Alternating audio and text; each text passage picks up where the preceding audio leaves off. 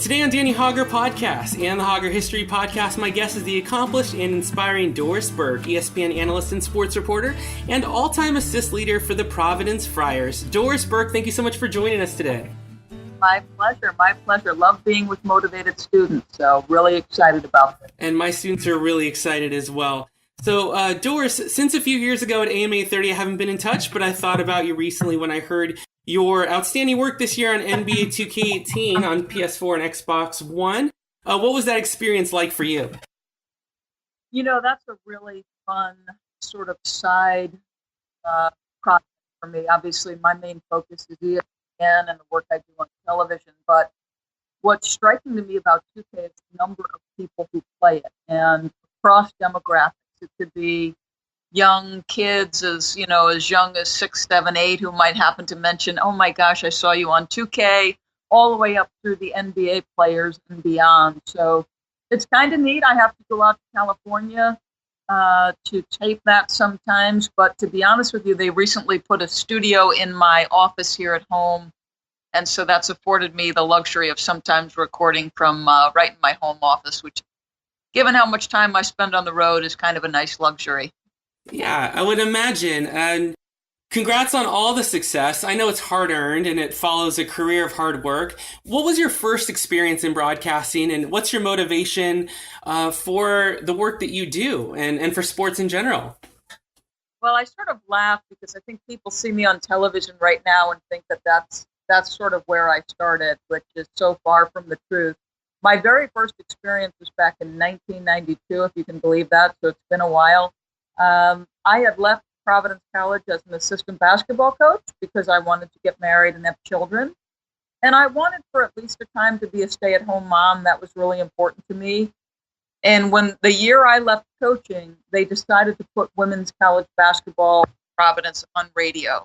And because I had played and coached in the program, they asked me, the athletic director at the time at Providence said, would you like to give this a try?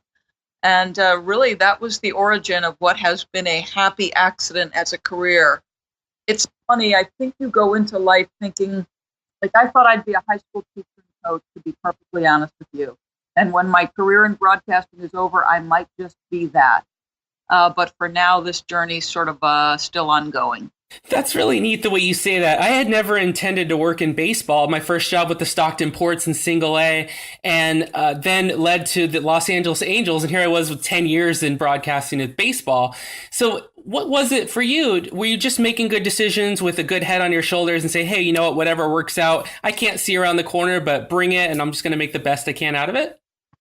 You know, when I started on radio for Providence, I never anticipated that it could possibly become a career. It really was just something interesting to try, during the early portion of my marriage. And slowly but surely, that first year, I happened to call a game on radio. There was a sports agent that happened to be in the city of Providence at the time.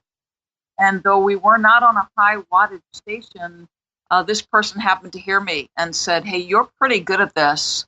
I think you should give television a try. And sometimes life is about timing and circumstance. Back in 1992, coverage of women's college basketball was starting to grow and blossom. And within a couple of years, I probably had 15 to 20 women's college basketball games. And it's been a series of little steps along the way over the course of 20 plus years now that sort of have brought me to my present place. That's really great, and an outstanding, I think, kind of a note for students who might be interested, look for those opportunities when they become available. With the amount of work that you've done and working all over with so many people, who are some of the athletes who you look forward when you get to see their story? Maybe you see some parallels to your own life, or do you just enjoy interacting with them? Who are those individuals for you? Well, there are a lot of players and coaches that I've had the chance to work with and come across and learn from over the course of time. I've been covering UConn women's basketball since I was a player. I played against Gino Auriemma, coached teams for 2 years. Then I was an assistant and now have been broadcasting all of his national championships and that program's national championship. So that's been this incredible journey for a program that when I was a player, frankly, we chalked it up as a win. They were not very successful. He built that from the ground up over the course of many years. So that's been fun. I would say LeBron James is maybe my favorite athlete to cover. He overcame so many challenges as a young person. Talks often about being in the Akron public school system and some of the challenges he faced, just in terms of, not having the same home to go home to every single night, not having the resources for any number of things. And then obviously he's one of the greatest, in my estimation, he is the greatest player of his generation, and certainly in the top three. And he's been incredibly respectful, and it's just been a great working relationship between he and I. So, I mean, I could probably go on and on about any number of coaches, Krzyzewski at Duke, Roy Williams at North Carolina. There's been so many I've been fortunate to be around. That's really wonderful. I love the fact that the details you pulled about LeBron, the gratitude, it's something that means so much to me in my life. Working with the Angels, I was so impressed by a guy like a Torrey Hunter, or when he came up, Mike Trout, where you've got everyone in the world telling you how special, how great you are, and yet you continue to thank every person you meet along the way, all of the individuals that you see in the back, or whether it's on the field or off. And I love the fact, representing that sportsmanship and gratitude. And I just think it's wonderful that you kind of value those same things. I tell my students that it's not just what you do and what you say, it's the way that you carry yourself. It's the decorum that you build and the respect that you encourage for yourself. So I'm glad those are details that mean something to you as well. They do. It's interesting. I think one of the things I've learned over the course of time in my broadcasting career is I've been turned down an awful lot. There's been jobs over the years that I didn't get. And sometimes it was hard for me to understand why they didn't come my way, why they went to another individual. But what I've always done is sort of put that aside, not worry about the jobs that I didn't get, instead focus on the job that was directly in front of me and be incredibly appreciative of it. There's been a lot of times I was the New York Liberty radio announcer back in 1997, and I can promise you we didn't have many listeners. But because I was in New York City, eventually there were executives in the television and radio industry who heard my work, thought well of it. You never know who's paying attention. I think I've always said, if you put your head down, work really hard at the things that you're supposed to be working on, whatever your responsibilities are at that particular moment, just work hard, be respectful, be professional, be prepared, be nice to people. It's amazing if you do just those things, what might come your way. Outstanding advice. I'm here with Doris Burke on Danny Hauger podcast today, and we're a social studies class, predominantly middle school, 6th through 8th. So I wonder about the diverse amount of people in cities that you travel to, and if they've affected your views on things like unity, on diversity, on opinions and values. How does what you do change your perspective of the world? Well, as you can imagine, there have been many people over the course of time, because I've been fortunate to be in a position to maybe do jobs that other women haven't necessarily had the opportunity to do. What's struck me about basketball and the sport of basketball is how inclusive it is, and how, regardless of my gender, the male coaches I've covered and the male players I've covered, they've never really considered that. What they have done is, when the game is the subject, gender has gone out the window. We just talk basketball. And,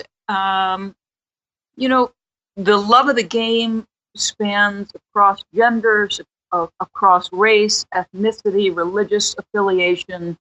It hasn't mattered much. If you can find a common ground, a common passion, or even just a single common thread somewhere, it's amazing how many avenues might spread off of that you can sort of walk down a path with somebody else together. So I have felt incredibly lucky that basketball is a sport I found as a 7-year-old young woman whose family relocated from New York to New Jersey and happened to move next to a park. And I spent my childhood in the park just playing basketball. That's inspiring. So 2 questions for you, Doris. What inspires you? What's a motto or something that's guided you, a mantra, something that you live by that you tell yourself when you're going through the challenges and getting to where that you want to be?